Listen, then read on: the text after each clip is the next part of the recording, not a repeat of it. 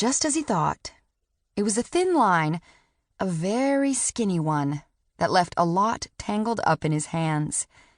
He lit a cigar and paced the floor. Granny Beecham had had the sight in her day. He'd asked her about it when he was a child. Did a great thing happen when she saw the future? Did she see visions like dreams, only she wasn't sleeping? "No, it's not like that at all," she'd said, in a voice barely above a whisper. "It's more like a feeling, down deep in your soul, that tells you when something needs further study. When you think on it or look deeply into it, then you find the answers. And that's the vision, my child. It's nothing so very mysterious, except for that first gut feeling." James had a gut feeling, his first ever, and he was just past 30 years old. Had he inherited it from Granny when she passed on last year? If so, this was the first time he needed it. He could prepare the papers and send them to the Indian Territory. Everett and his new bride could sign them in front of a judge and file them in the Logan County Courthouse. It would be done, finished, over.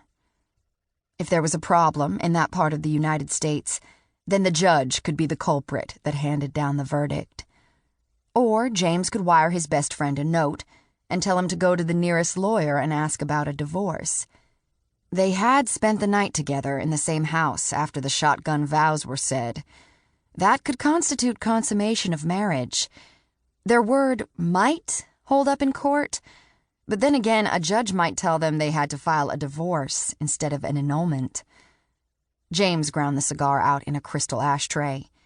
He chose the right papers from his file cabinet and filled in all the necessary blanks. If Everett wanted an annulment, James Beecham would fight for one.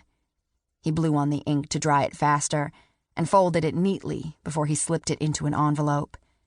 He put on his hat and coat and started out of the office when the feeling, down deep in his soul, made him turn right back around.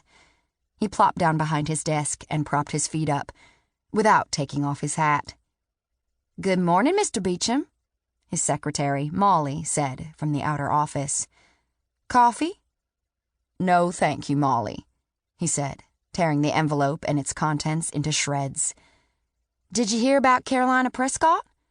"You mean Everett Dulanis' fiancée?" he asked, the feeling becoming stronger and stronger. "Used to be. She and her father went up there to Oklahoma, where he relocated.